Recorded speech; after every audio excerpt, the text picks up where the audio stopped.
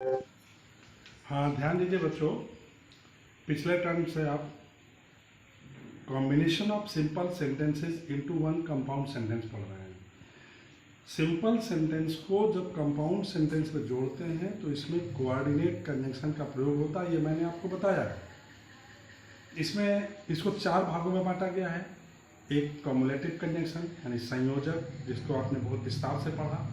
इसके बाद कल मैंने पढ़ाया था अल्टरनेटिव कंजंक्शन, चयन सूचक। इसके भी आपने एग्जाम्पल पढ़े, or, either or, else, otherwise, neither nor के भी एग्जाम्पल पढ़े। अब इसके बाद इसका तीसरा नियम है एडवर्सेटिव कंजंक्शन, विरोध प्रदर्शक, यानी इससे संबंधित जो वाक्य होते हैं एक दूसरे के एडवर्स होते हैं।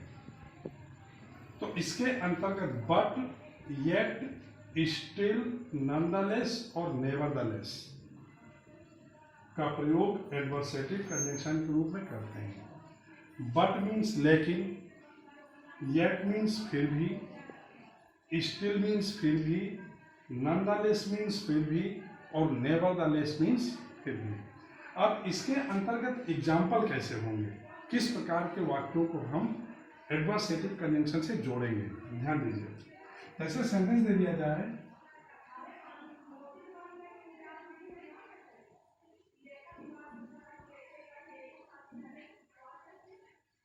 पहला वाक्य ही स्टडीज वेरी हार्ड, और दूसरा है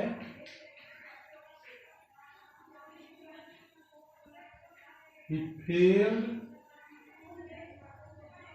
in the annual exam, यानी उसने बहुत कठिन पढ़ाई की, बहुत कठिन अध्ययन किया, पढ़ाई में बहुत मेहनत की और रिजल्ट क्या आया कि वो वार्षिक परीक्षा में फेल हो गया। जब उसने बहुत कठिन पढ़ाई की, बहुत कठिन अध्ययन किया, बहुत कठिन मेहनत किया, तो उसे वार्षिक परीक्षा में पास होना चाहिए, सफल होना चाहिए, वो भी अच्छे अंकों से, लेकिन हुआ क्या कि वो परीक्षा में फेल हो गया। यानी देखिए, दोनों वाक्य एक दूसरे के एडवर्स हैं, रिजल्ट विरोध में है। तो जब इसको हम बनाएंगे तो उसने बहुत कठिन पढ़ाई की लेकिन वो परीक्षा में फेल हो गया। उसने बहुत कठिन अध्ययन किया फिर भी वो परीक्षा में फेल हो गया, विरोधाभास है। तो जब वाक्य बनाएंगे तो बन जाएगा, पांचों कंजंक्शन इसमें यूज होंगे, बनेगा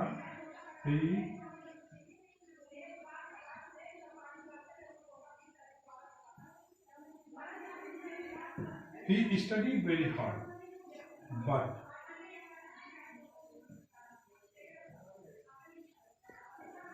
he failed in the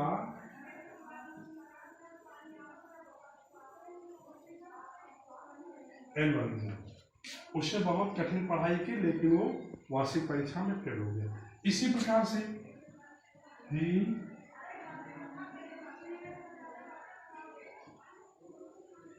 he studied very hard yet he failed in the annual exam. इसी प्रकार से same,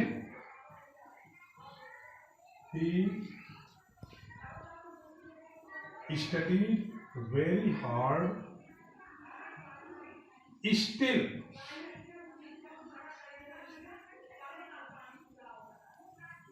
he failed in the annual exam. इसी तरह से आप बट येट स्टिल नॉनदलेस का प्रयोग कर लीजिए।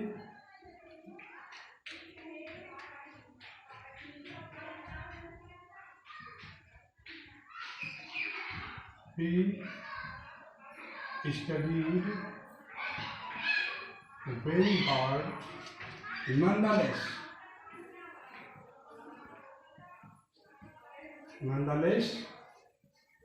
he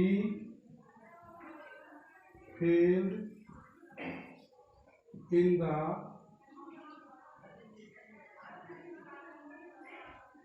annual exam. इसी तरह से आप इसमें नेवरदलेस का भी प्रयोग कर सकते हैं। He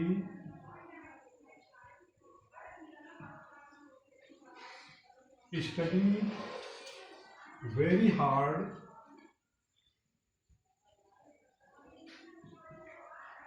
nevertheless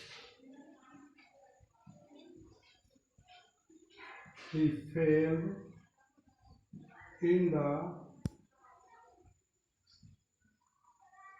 annual exam. यानी ये बन गया पांचों बार। एक बना ही studied very hard but he fail in the exam, annual exam. उसने बहुत कठिन पढ़ाई की लेकिन वो वार्षिक परीक्षा में फेल हो गया। ही studied very hard yet he fail in the annual exam. उसने बहुत कठिन पढ़ाई की फिर भी वो वार्षिक परीक्षा में फेल हो गया। ही studied very hard still he fail in the annual exam. इसका मतलब वही हुआ कि उसने बहुत कठिन पढ़ाई की फिर भी वो वार्षिक परीक्षा में फेल हो गया। इसी तरह से ही studied very hard nonetheless he failed in the examination. Nonetheless का भी मतलब फिर भी है, और ही studied very hard nevertheless he failed in the annual exam.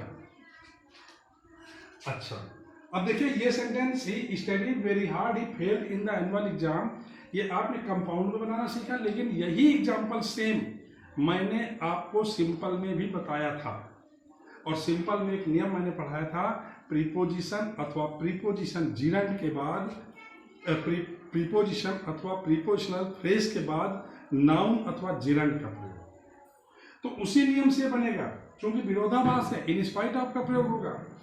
In spite of studying very hard he failed in the annual exam, ये simple होगा noun के रूप में। In spite of his hard study, in spite of his hard study he failed in the annual exam, ये भी simple होगा। यहाँ पर हमने इन स्पाइट ऑफ के बाद नाउन का प्रयोग किया और इन स्पाइट ऑफ के बाद स्टडीइंग हार्ड जिरंड का प्रयोग हुआ।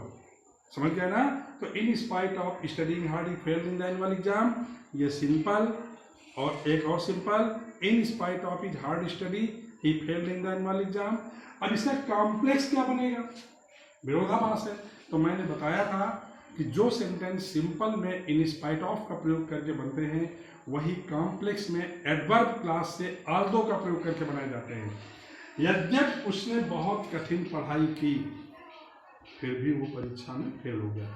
Aldous he studied very hard comma he failed in the annual exam. Although के साथ कभी बट का प्रयोग नहीं होता, ये मैंने कॉम्प्लेक्स में बताया था।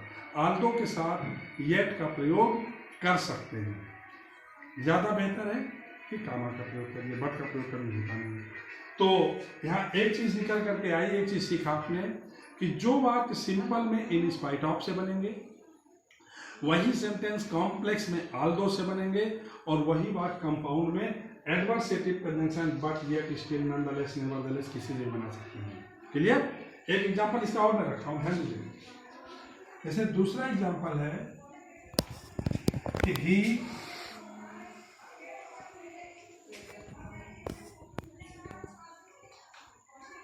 रैन वेरी फास्ट, वो बहुत तेज दौड़ा। दूसरा सेंटेंस है ही लॉस्ट द रेस, वो बहुत तेज दौड़ा पर रेस हार गया। तो जब बहुत तेज दौड़ा तो उसे रेस जीतना चाहिए।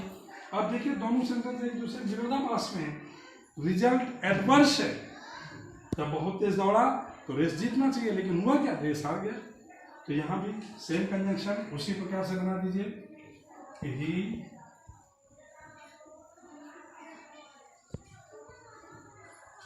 ran very fast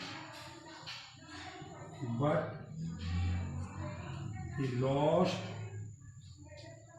a race। इसी तरह से he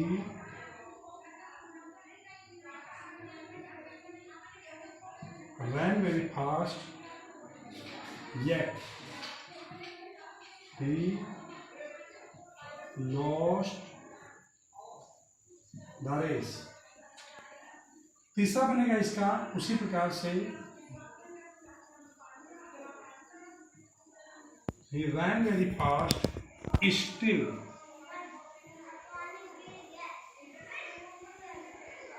he lost the race। और चौथा sentence he ran very fast, nonetheless he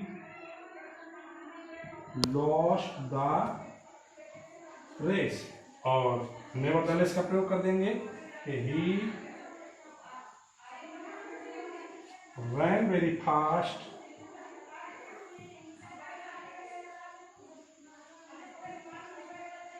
nevertheless he lost the race। तो क्या देखा आपने कि वो बहुत तेज दौड़ा लेकिन वो रेस हार गया, वो बहुत तेज दौड़ा फिर भी वो रेस हार गया, फिर he ran very fast still he lost the race, यहाँ भी फिर भी, और he ran very fast nonetheless he lost the race, और he ran very fast nevertheless he lost the race। यहाँ पर भी देखिए कि he ran very fast he lost the race, इसका सिंपल क्या बनेगा? तो इन स्पाइट ऑफ का प्रयोग कैसे? जीरा का प्रयोग हो जाएगा in spite of running very fast, बहुत तेज दौड़ने के बावजूद he lost the race।